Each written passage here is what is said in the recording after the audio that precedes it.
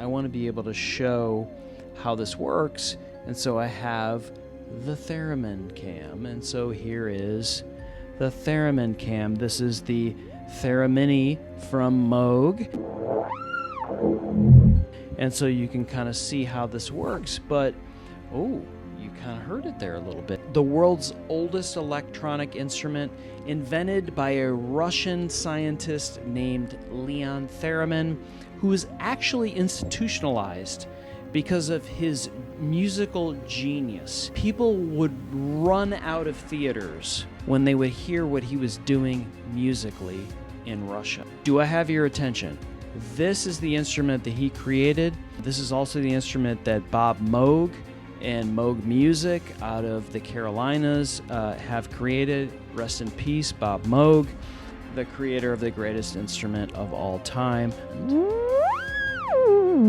One thing you should know is you don't create any notes, any music, anything whatsoever by touching anything. It's all based on how you move your hand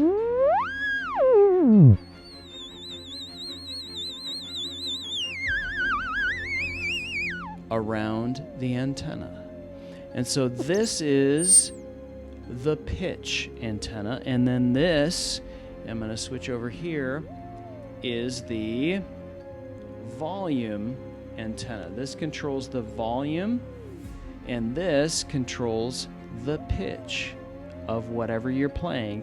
And then we'll get into some of this other stuff as well, because this is like crazy, because when I did this,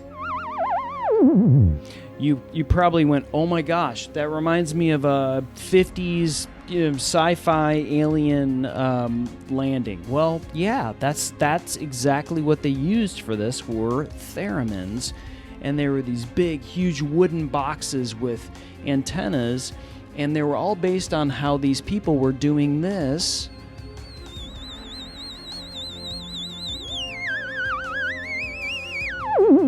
While the alien was landing and all of that. So it really is something that if you want to, by the way, there are very accomplished thereminists. Clara Rockmore, Nadia Kavina, there's a ton of accomplished thereminists that are out there that can actually do classical pieces on the theremin, but I think most of us don't have perfect pitch, we can't do whatever, and so this is all based on, there's no frets like a guitar.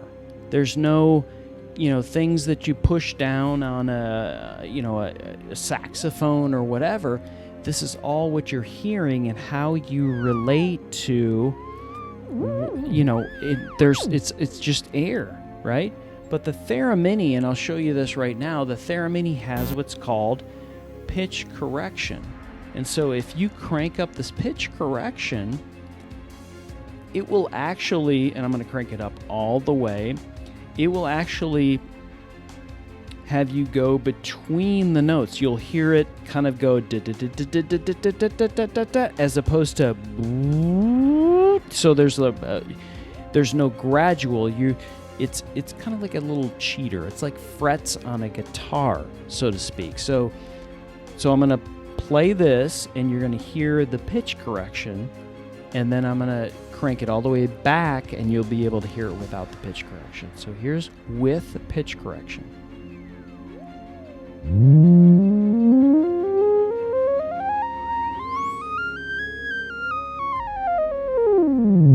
So you heard that. So that's what pitch correction does. And so when you turn off the pitch correction, so I was way over here, now I'm going to crank it all the way off, so there's no pitch correction. And so now you hear it.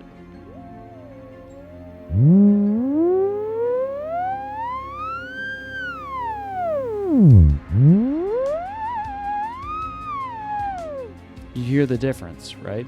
And so it's somewhere in the middle, and you want to find where it doesn't sound like it. You want to get that ethereal, ghostly kind of vibe, but you're not, it doesn't sound like you're cheating, I guess, so to speak. So it's something like this.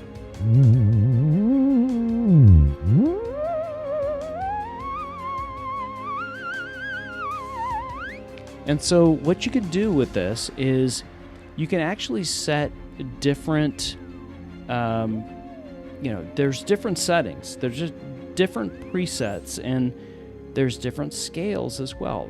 I happen to be on Future Wars setting, which has like a, no FX, and so you can set a delay with this thing.